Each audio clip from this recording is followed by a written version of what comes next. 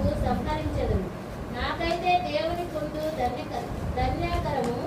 నీ సర్వకార్యములను నేను తెలియజేయనట్లు నేను ప్రభువైన యెహోవా నా శరణుజొచ్చి ఉన్నాను. అర్థమైంది కదా? ఇక్కడ ఏమంటున్నాడు? 24లో మనం నీ ఆలోచన చేత నన్ను నడిపించదు.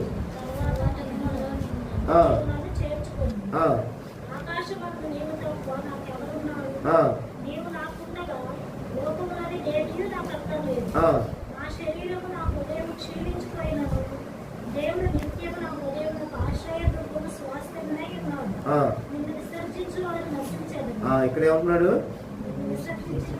దేవుని విసర్జించిన వారు ఏమవుతున్నారంట? ఇది దేవుని ఆజ్ఞ. అంతే. ఏ పాస్టర్ చెప్పినా ఇది మారదు.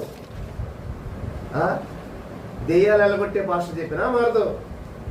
రోగాలు బాగు చేసే పాస్టర్ చెప్పినా మారదు. అర్థమైందా? ప్రార్థిస్తే పిల్లలు పుట్టే పాస్టర్ చెప్పినా మారదు. అర్థమైందా? ఈ భూమిని ఒకవేళ గజగజ వణికించి అద్భుతాలతో వణికించే పాస్టర్ చెప్పినా కూడా దేవుని ఆజ్ఞ మారదు. దేవుని ఆజ్ఞ మారాలంటే మరలా దేవుడే దాన్ని క్షమించి క్షమాభిక్ష పెడితే తప్ప అది మారదు. దాన్ని ఏ వ్యక్తి మార్చలేడు. స్పష్టం. ఇప్పుడు మీరు కంటిన్యూషన్ చేయండి. ఇంట్లోనే ఉంది మొత్తం అంత సారం. ఆయన ఆలోచన నుంచి నన్ను నడిపిస్తున్నాడు. దాని అర్థం ఏమిటి అనగా ఆయన నడిపింపు నేను నన్ను తీసుకొని వెళతాడు. ఆయన నాతోనే ఉన్నాడు. ఆయన నా తండ్రి, నేను ఆయన కుమారులను.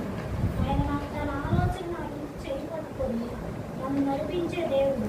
మన ఒక్కరి జీవితం ఎంత అమూల్యమైనది.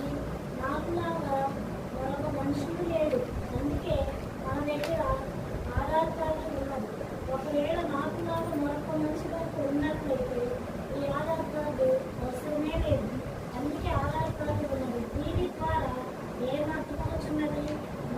ఒక్క నిమిషం ఆగండి అక్కడ. ఇప్పుడు ఉదాహరణకి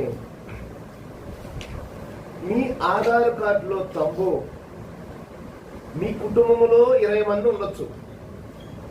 వాళ్ళు ఇస్తే యాక్సెప్ట్ అయిద్దా?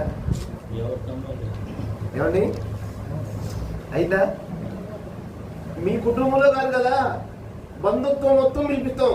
మన పూర్వకం 100 తరాల నుంచి బంధుత్వం పిలిపిస్తాం.